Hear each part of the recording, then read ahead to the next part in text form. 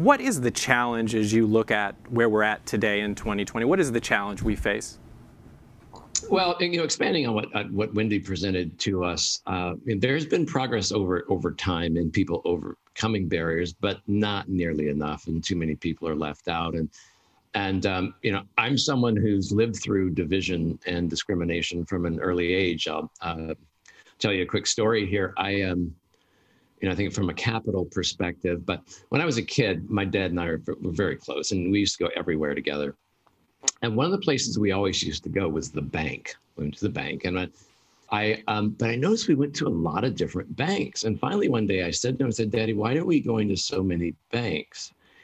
And he said, "I'll tell you when you get older." And the reason was because it took him 4 years to be seen as viable enough to get a loan to open his business. It was because of his credit score was a few points too low. It was because of the zip code we lived in. It was because of the color of his skin. Those things are happening today. And whether that's in rural, in urban edge, and urban wherever. And so systems are still fragmented and disconnected. So we have to look at, from a systems connection perspective, that's a capital example of capital and credit systems being disconnected. There's the entrepreneurial ecosystem that we're all working on, education, healthcare, all of those. Too many of us are still left out, and why we've tried to do our best as individuals. And that's it's a challenge. And we see this obviously, currently in the last 4 months. A lot of people are asking, what do we do as leaders in this moment? I mean, what do you see from your vantage point? What's our choice right now? Now, we can choice. Yeah, we can stay disconnected and suffer, or we can work together to fix and repair broken systems. But the only way to do that is all of us working together. And we have a tendency as a society to when there's a challenge, we come together, and we rally around. Whether it's 9/11, Great Recession, what have you, now is it rally around, and then we fall this tendency to fall back apart. And when we fall back apart, what happens between one tragedy to the next is inequities just keep growing. Because get back into it, and the stock market's going up, and all these false signals of progress, and inequities are still growing. And so, we have to come together and work on systems change, and is what we're doing, in this community of practice. And that's what gets me out of it and drives me every morning. And this moment comes from my experience of who I am, along with everyone, to make that change.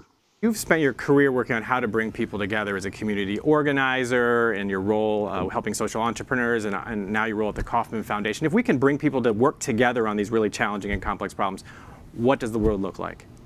Well, the simple is the reverse of all the issues that we've laid out is those going away. Imagine that.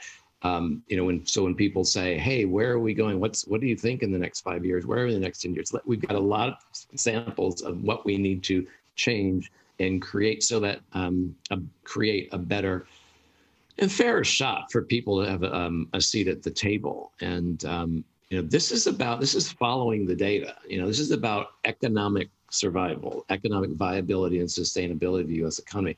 If more and more people can't get into the game to start a job and then grow it in order to then employ people who will then have money in the economy, we're going to be in bad shape, worse than we are already. So we've got to look at the whole system to become more aligned. We've got to move from being disconnected to connected. And ecosystem building is that pathway. So if we're, thinking about ecosystem building, you mentioned earlier that it's an emerging practice and profession. We're talking about entrepreneurial ecosystem building here. Looking ahead, what is the Kauffman Foundation, or what are we as a team going to do to support that? And then do you have any advice for folks, this is your 4th summit, obviously, as well. What advice do you have for people attending the summit to make the most of the opportunity we're trying to serve up here with this interactive event? Well, yeah, Kauffman Foundation, our strategy in entrepreneurship is a systems change-based strategy.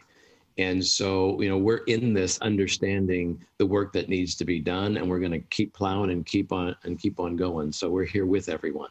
Through our programs, our policy, our research, our entrepreneurial learning and support, our capital access programs, everything that we're working on. We're looking at reducing it, trying to eliminate, working alongside with everyone else, those systemic barriers that just get in the way. Real change starts, and sorry, there's a community organizer coming out of me. Real change starts at the ground level, starts in the community. This is bottom up, door to door, understanding each other and being able to relate and work more interdependently. Advice, look, be authentic, show up, tell your personal story like we've been saying, learn other people's stories, ask them to join you. It's block by block. And so, going into the next 2 days, especially the next 2 days, and just keep this in mind, understand your value, understand the power that we all have when it comes to what we can do in changing communities. You bring a lot to the conversation. I'm so thrilled to see this year, we have professional economic development, ecosystem building, folks just starting out, everyone really coming together, understand what we mean all collectively. And so don't let others tell you otherwise. We got it. Let's get going. I'm ready. Thank you so much, Philip, for your leadership and setting up today. We'll visit with you a little bit later in the program.